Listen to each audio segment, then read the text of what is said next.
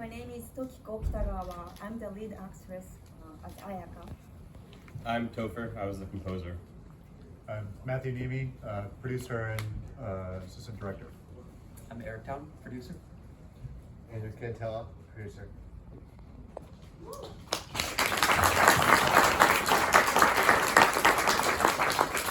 So I'm going to start off with a question, and it was something I don't think I quite noticed the first time watching, but noticed more this time.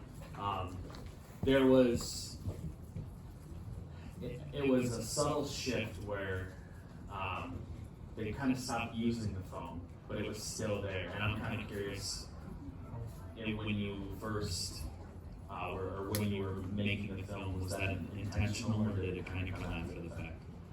Do you want me to use that, or? It's up to you. Okay, I can cool. Yeah, so that was, purely intentional. I knew the point. It was, I'm a huge Orson Welles fan, and he has this movie called F is for Fake, and it's always about sleight of hand, and I do a couple little tricks in editing and how I'm shooting. Just there's a cutoff point, and I try to ease into it. But the whole idea is that it's supposed to feel kind of like a memory of some, when you've met someone, or a little bit nostalgic feeling of when you've had these situations yourself. And I didn't want them to be sitting there looking at a phone the entire thing, because even when you're texting someone, you're thinking of it in their voice, and sometimes you're remembering things that people said through those methods, and as if they were there with you. So I kind of wanted it to feel like they were actually communicating and not just communicating to a phone. It came through that way very well, so Thank you. it was awesome. So, and I'd also like to know a little bit more. So, I met Josh last night, and you and Toki were talking in Japanese. So I'm curious, what are your ties to Japan, and how did kind of all this come about in this film? Yeah, so I lived in Japan for 6 years before. Actually, I work in commercial space, and my first real job was over there too as a producer. And I studied it in college and everything. And this was actually my first. This was my 8th film, my first feature, but my first one with Japanese, I believe. So. Okay. Very cool. Yeah. I'm gonna open it up. Is there anybody in the audience that'd like to ask a question? Go ahead.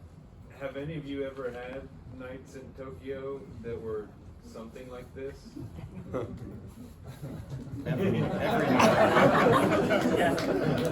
I think we've all been to Japan here. Actually, yeah, we've all been to Japan, and I think Andrew, you might, because you went there for what, a week or two? I've been 5 times. A couple ski trips.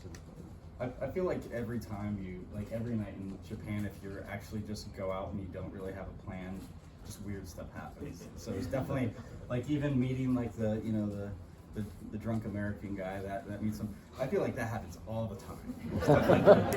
I remember this one time I was out there, and there was all these kids, and I was working at the time, and there was all these 20-year-olds that were just stuck on a layover, and they were like, "Man, we just came over from the airport. We thought there was something to do. We're stuck out all night." I was like, "I'll take you guys out." And so I took them 3 or 4 bars, and I took a taxi home later.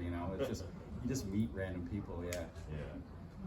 Maybe one other thing that I think is really Japanese as far as drinking culture is we had that scene where just Japanese friends are talking about a lot of random topics as they're just getting together for the first time in maybe a long time, but the conversation moves to a lot of different places, and everyone just smiling and having fun, and it seems like a very Japanese thing to me as far as how the flow of it all goes. Yeah, that's very, very, if you go out with Japanese friends, that's exactly the vibe, for sure, Yeah. So did you film it all in Tokyo? Or where was it filmed exactly? So the entire movie was filmed in Tokyo. Okay. Yeah. How hard is that to film over there? Or is it easier?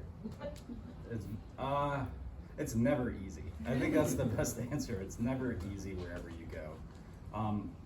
I had done a lot of productions over there, so I knew some of the ins and outs of it, so it was a little bit easier. I think it's, if you were someone who had never been there before thinking, I'm gonna make a movie there, that's incredibly difficult. But I kind of knew the ins and outs. I knew what places need permits, which don't. how to go rent a place. Speaking the language helps a lot, just because we were able to call up and say, hey, I want to rent this place. Plus, I lived there a long time, so like even the restaurant or the little bar where they sit and talk, just the two of them for a long time, that's my friend's bar. I messaged her and said, hey, can we use your space? And so my friend is actually the bartender that Yeah. How long did it take to film it? 7 days.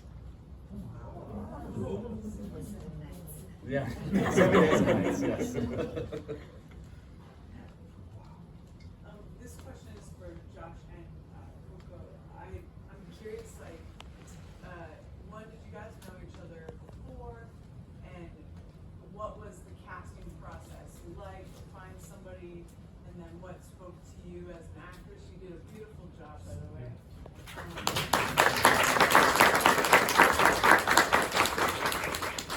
Yeah, kind of what was that journey to find each other? Me? Can you hear? So Yeah, it's like, I can what's the- understand. Actually, the Reza Imamie, he's a Sam. He casted first, Yeah, I casted Yeah. Sam first. and at that time, still Josh is looking for Ayaka, and Reza equals Sam.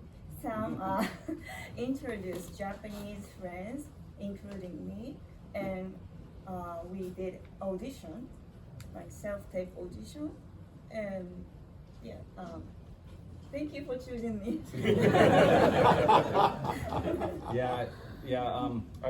I'd done an open audition, and people getting self-tapes, and I really liked Reza as Sam. I was like, okay, that's the vibe of what I'm looking for, but I wasn't seeing the person. Like, once you have one cast, you kind of have to match it. It's not just the two best people, it's the two people that work together. You know what I mean? For this type of movie, I needed some type of chemistry there. So I messaged him and I said, I'm not really liking who I'm getting. Do you have any actresses that you've worked with previously that you felt you had a good vibe with?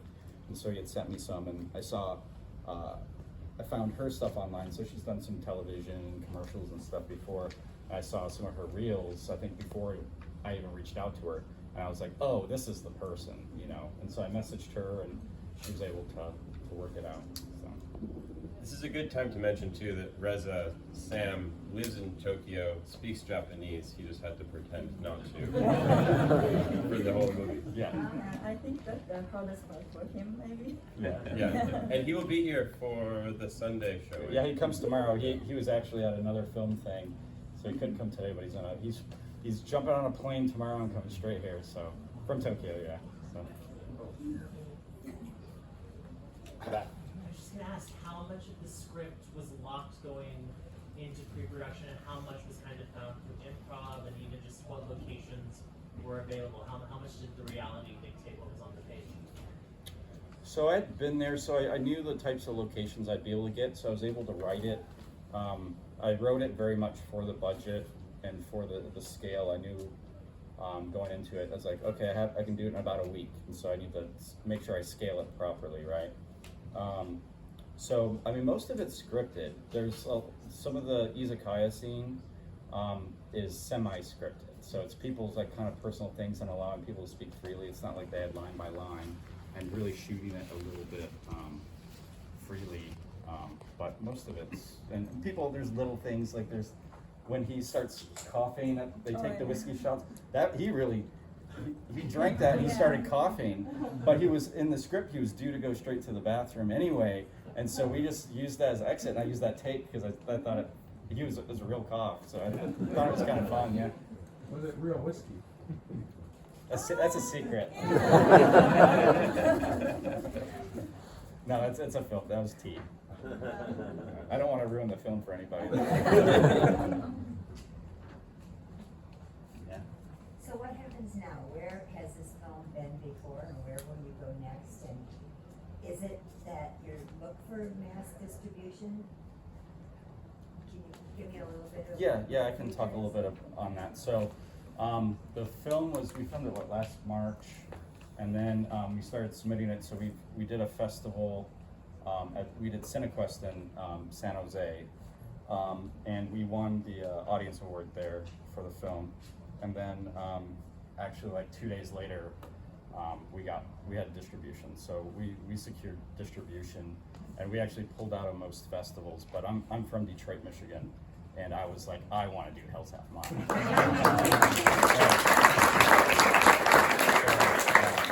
Yeah, so I messaged distribution and I said, cool, I'm pulling out of this, but because they don't want to show it to everyone because nobody's ever going to buy the movie, right? Right. But I said, I want to do this festival, and they're like, okay, cool, you can do that. So, yeah, so it'll probably be our last date that we do this, and I can't say the release date. I can say, I guess it's early next year.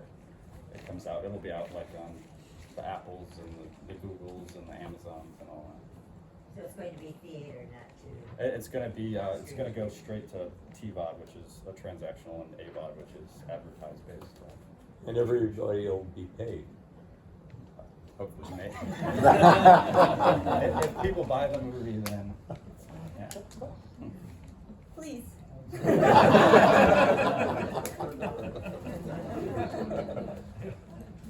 Do you have any more questions? Where does everyone go now? Back to Japan? Straight to the bar. I guess I didn't mean a meeting. So what's it? Well, many of us are here for the second showing on Sunday at the planetarium. And then, yeah, should we run down the list? Seattle, Tokyo, Yeah. So yeah, it's New York, Seattle, Michigan, New York. Yeah. And after this, I mean, you know, I've already kind of started on the next project, and a lot of us will be a part of that too. So, yeah, I think it's the next one. It's not based in Japan, but I've written a little cameo for Tokiko in there too. So that she found out about like 2 days ago. So she might say yes. Maybe. So keep us in your thoughts, please. Look out for the next one, too. Any last questions? Was there a lot of like Japanese nuance that an American audience would miss? Oh, yeah, I think so. Actually, beginning of the film, Ayaka spoke Osaka prefecture's dialogue. Dialect. Yeah, no. dialect. But after, how to say, getting closer to Sam, she started to open her heart. Mm-hmm. Yeah, Heart. right. And then she started to speak in like her you know, like original dialect. Yeah, it was something that, you know, I think the root of it is each character is kind of closed off, and they're, you know, they have these things that, you know, I think like all of us, you know, that we kind of wall ourselves off, and we kind of avoid any type of change at certain points. And I think for her, early on, she comes off maybe a little bit rude, and in her language too, she's actually speaking more of the Tokyo dialect, because that's what she had gone and adopted after she moved to Tokyo, right? In the character, right? So you're thinking that she's just speaking because she doesn't want to be friendly with him. But as she starts to open up more, she starts to speak, you know, the native dialect that she used when she was like a child, right? So that's the idea, is that she was opening up and getting more comfortable, and you can hear how she talks in Japanese to certain people. You can tell the level of trust she has in them, basically. And that's something that's very Japanese thing. But I think there's stuff like, you know, for Americans, and there's stuff that a Japanese audience doesn't really understand the same way.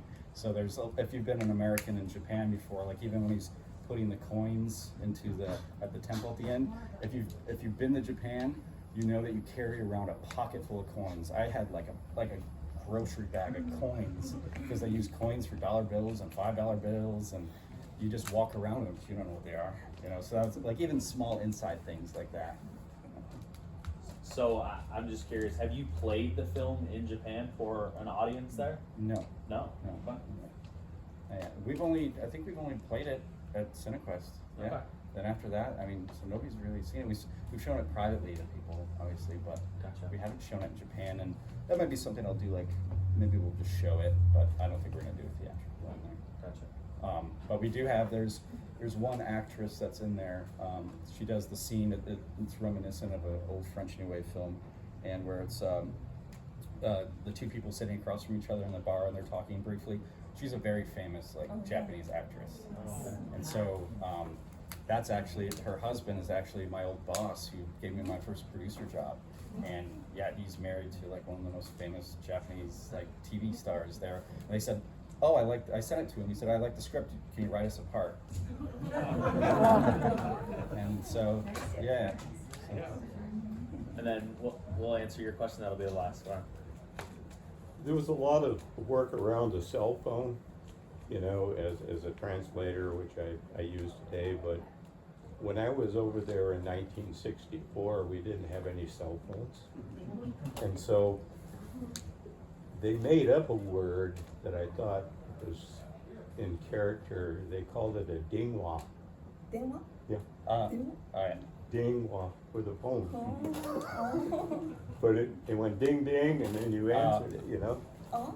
Like a slang for like ding-wa, because of sound. That's cute. Yeah, the actual word is dimwa. Sounds like dingwa. So it's like a play on words. Yeah. It's fun. Yeah, it's funny because when I moved there when I was 19 originally, and I'm 40. And yeah, we did not have cell phones. I remember I was living there when the iPhone first came out. So it was tough. You had to like actually learn the language. So I wish I was like, you know, there with an iPhone. It would have been easier. All right, thank you guys so much for coming. Thank you all. All right, and again, they will be playing again on Sunday at the Planetarium. So check out your program if you want to check it out again, and they'll be here for a Q&A. And we'll hang out outside for a second if anybody does want to say hi or take pictures. And then we'll follow you to the bar. Oh, there we go. You can show us the good ones.